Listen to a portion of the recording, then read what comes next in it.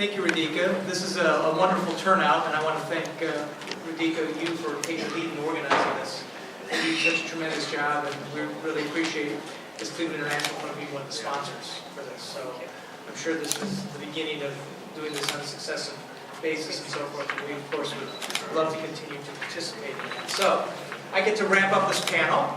That's exciting. I'm going to put a lot of energy into this, and we're going to wake everybody up and bring everything home for the balance of this conference. So a very eclectic group here, and I'm going to end it up with EB5, with the strange and mysterious world of EB5. To start off, so I get a sense, how many people in this room know a little bit of what EB5 is or think they know what it is? A fair number. It's this interesting combination of an immigration program and a finance program, all in one. There's a famous Saturday Night Live skit back in the old days with Dan Aykroyd, where he used to take this thing that looked like Ready Whip, and he said it's a dessert topping, and it cleans your oven or something like that. So EB5 is this interesting combination of being an immigration program for people to access the United States from overseas and achieve first conditional and then permanent residency for their families. But the means by which they do that is they make an investment into a project that creates a certain number of jobs, and that source of funding, aggregated with other investors, provides financing for projects. That, in very summary fashion, is what EB5 is about. EB5 stands for Employer-Based Preference Number 5, and again, it's a specific means that is managed by the United States Citizenship and Immigration Service as part of Homeland Security. So in a way, this is an immigration program, it's sort of an economic development program at the same time, because we as a regional center, a center that has been designated by the U.S. government to operate this program, to attract investors from overseas for this purpose. Our regulator is part of Homeland Security. Many people here I'm familiar with here from over the years, and people know my background in the city government. It's sort of like the Economic Development Department being run by the police department, because we have Homeland Security sort of overseeing this, whose job is to be very careful about who comes into the country. Yet they operate and oversee this program that has as one of its purpose to allow people to make investments, get residency, come into the country, achieve a green card in return for them making an investment in this program. It's been around for a long time. It's been around since 1992, but it really took off with the credit crisis of around 2008, 2009, and Cleveland International Fund as really we weren't at the very beginning of this program. But when we came into this program and I started working with it really in 2008, 2009, we were designated in 2010. There were only about 45 regional centers across the country. There are now, I believe, over 800. I've lost track. You can apply to become a regional center. There's actually there's not territorial exclusivity. In fact, other regional centers are designated to serve Northeast Ohio and other parts of Ohio. It's a free market system from that standpoint. But what we are designated to do by the government through our original application is to go out, secure investors on this basis, aggregate those investments, and then in our case, loan them into, in our case, specifically real estate projects. The bottom line for those investors, for purposes of their immigration objective, is for those projects that we in turn take their investment and lend it to create at least 10 jobs per investor. So the minimum investment amount currently for most projects, and I'm going to keep this at a high level. I know some of you may know some of the details of this, but to get through this in a reasonable period of time. Bottom line, the minimum investment these days is $500,000. So if we make a $10 million loan, that's 20 investors times 10. The project has to create at least 200 jobs for all those investors ultimately to achieve their objective of conditional green card and then a permanent green card. And again, the basic mechanics of that is we go and secure those investors from overseas, those who have obviously the means and the objective of getting that status. We aggregate those funds, we identify the project. In fact, we have to identify the project up front. This is not a blind pool, if you will, where we go secure investment. It's a little bit different than we call ourselves a private equity fund, which is obviously what we are, but a little different than a private equity fund that may go out and raise money and then find the projects. We find the project and then go find the investors for that, because we have to present to the investors what that project is, and that will create the jobs that will create the status that they're looking for. Again, we take those funds and we aggregate them and make loans to projects that are typically out for 5 or 6 years, because that's essentially the time it takes for the processing by the government of that to achieve the green card, to demonstrate the job creation. Again, I'm speaking at a high level here. And then ultimately to achieve that permanent green card. We then obviously try to time the maturity of that loan for our borrowers, who are typically real estate developers, for that to mature at the same time that they are allowed to get their funds back. Similar, many of you know the New Market Tax Credit Program, similar to that, investor funds have to stay committed into a project at risk, if you will, until they achieve that permanent status. So that is the general overview of how the program works. And what I'm going to do with that overview, keeping that overview in mind, is tell you essentially how who we are, how we operate here in this region, so you know a little bit more about us, what we've done with that program here, what that has meant in terms of number of investors, number of green cards issued to folks, who those investors have been. And the hint there is this has been a program that has been used, number 1 by China, but number 2, 3, and 4 countries on the list beyond China that are utilizing this program to the greatest degree are other Asian countries. This EB5 is really an Asian, as I was looking at the list, it really is an Asian program from China to India to the Middle East, in terms of its probably 95% plus fall within the Asian sphere. And then I'm going to touch a little bit about what the program is changing going ahead. So I'll talk about how that's occurred and what that will mean for us. I'm going to mention that we have an offering in the market and how you might benefit or might know to identify or have some people who might be interested in being investors, or even projects that might want to utilize this kind of financing. So with that, we're going to take off. If I find the right button, there we go. This is our team, or the lead part of our team. We have a relatively small operation based here in Cleveland. We also have offices in Shanghai and Beijing. That handsome guy at the top is me, obviously. I took my glasses off so you can recognize me there. I think many of you know my background. It comes from investment banking in the city of Cleveland. I also worked for our chamber for a period of time. I was around in '95 when we started working with a city finance director when we were doing the Rock and Roll Hall of Fame. And as I'll mention in a second, very familiar with how we worked very much with the Port Authority previously and with our offerings as well. So my background is in finance and investment banking. My business partner, Adam Blackman's background is in real estate and the construction side, which is very handy because I probably can't pound in a nail, but he knows details of construction. Since we do real estate lending, that's very important. He's also very fluent on all the very intricate details of how the EB5 program operates and the requirements from job creation to the various steps that investors have to take along the process. Zhenting Men, who I think is here. Is he here? I saw him.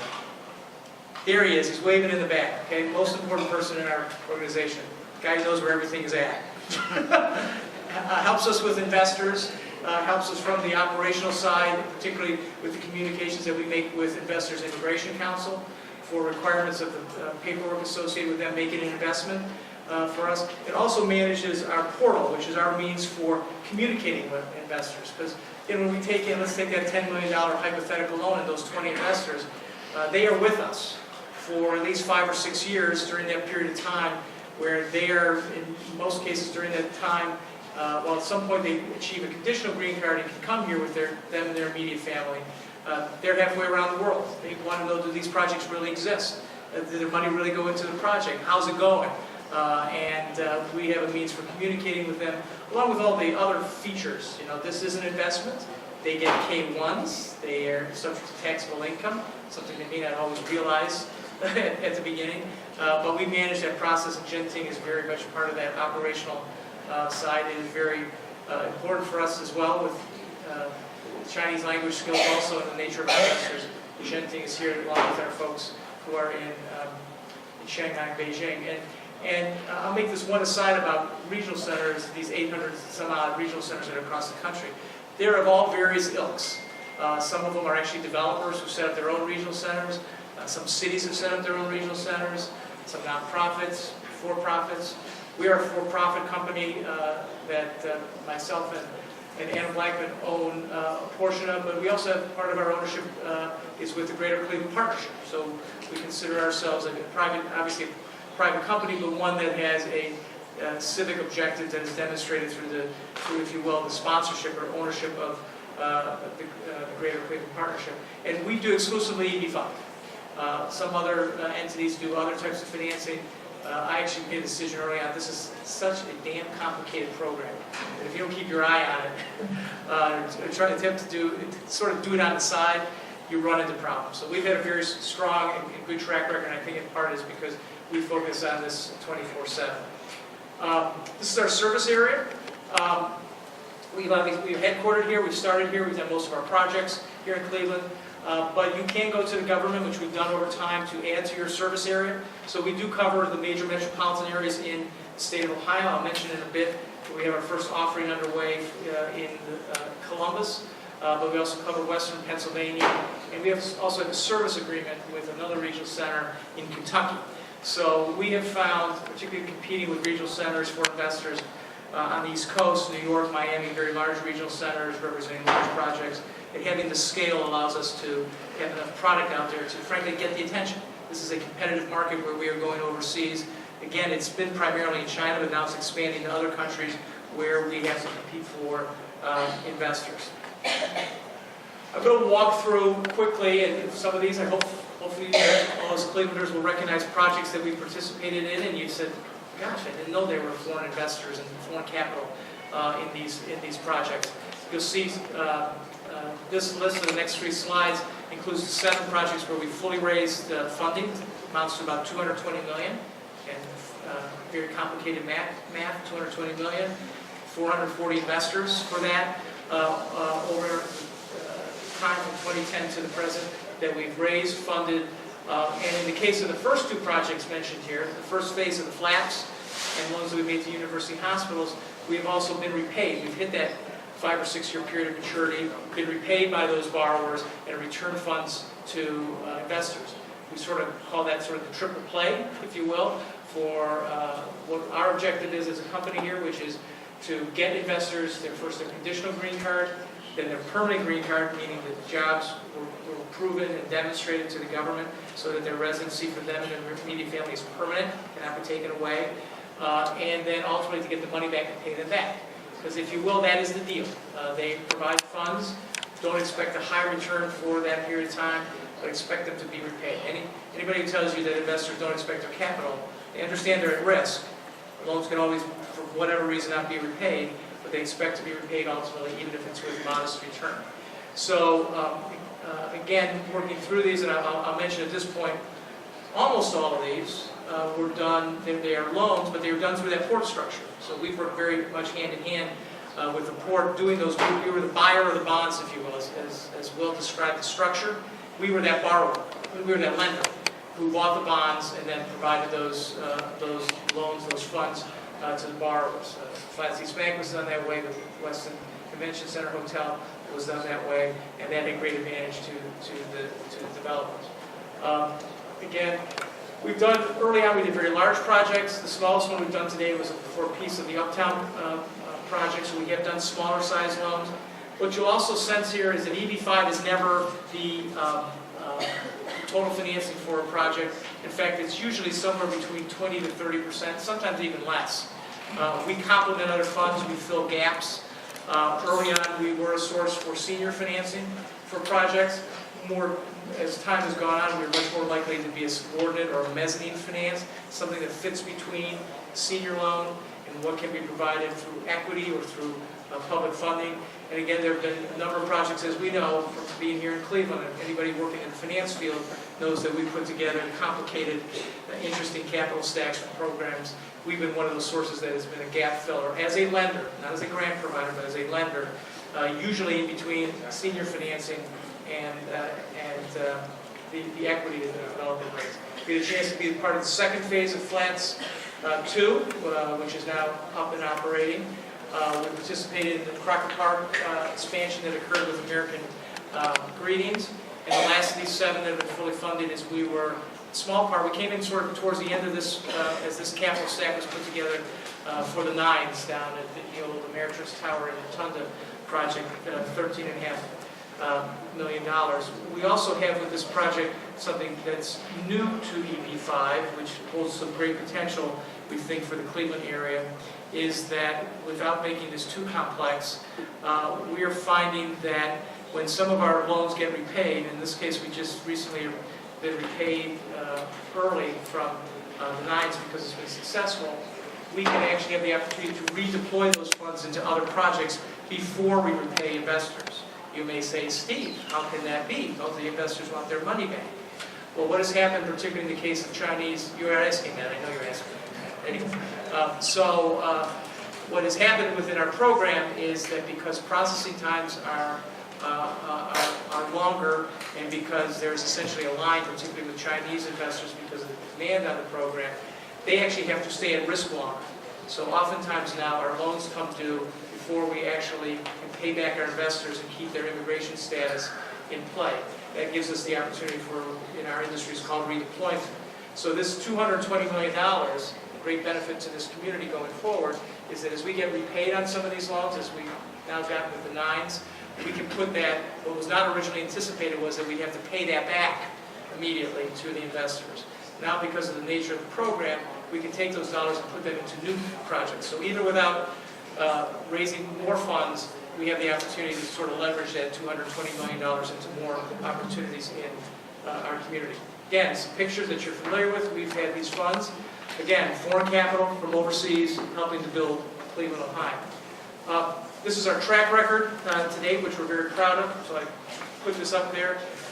Have a great track record, particularly as we attract investors in our approval ratings for the I-526 is that first application that an investor puts in to get conditional green card status. And we've essentially had 100% approval. The industry average is 80%, by the way. So we obviously promote that to people we're competing with for that. Likewise, we've had 100% on those projects where we've been able to demonstrate job creation.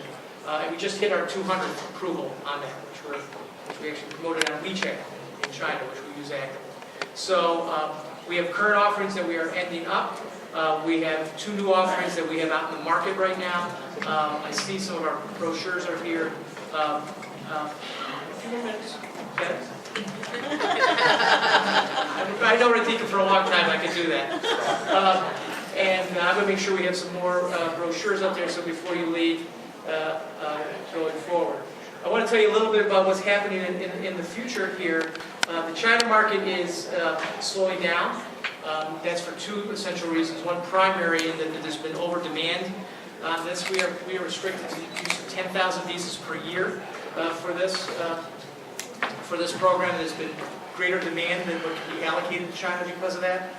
Because of that, Chinese investors, I mentioned this program should be a 5 or 6 year deal, if you will, for investors. For Chinese investors now, it's close to 10 years. They're kind of going, it's a long time to wait even with a good program. So many are expanding into other markets. Again, other Asian markets. The next largest, which are growing, are Vietnam and India as examples. We're getting investors we've got investors in the Middle East, just came back from an expo in Abu Dhabi. We're getting investors from Syria, Egypt, I mentioned India, Vietnam, Taiwan, and that's going to be the new market for us. Going forward, we also need our program to be reauthorized by Congress. We are, after many short-term extensions, hopeful of a long-term extension this time. What will happen here, which will be interesting, is that the investment amount that has not been increased since the beginning of the program is likely to go up to $925,000. I think you're likely to see investors get a higher rate of return as a result for that, also because they have to wait longer. And they're setting up the program in Congress for it to be more focused on higher distressed areas. So I will mention, as I just show you some of the fundamentals of this current offering that we have out in Columbus, that what I would look for and what I would suggest if you're interested, when I want to have some follow-up with us, is number one, if you have a project, particularly in a high distress area, one that might be looking for equity, which is more likely the source of funding that will be provided going forward. We could be a source of that going forward. And from an investor standpoint, we are greatly expanding our horizons beyond China because we need to. There's as much knowledge about EB5 in other markets, and we're happy to provide that. There's obviously so many foreign connections that are just based here in Cleveland. We're getting a lot of investors through Cleveland connections, and I would welcome talking to individuals who think they may know folks who have the means and desire to utilize this program for permanent residency. I thank you, and I thank you for your attention. Thank you. Thank you for the wonderful panel. Really appreciate the insight onto various aspects of international trade.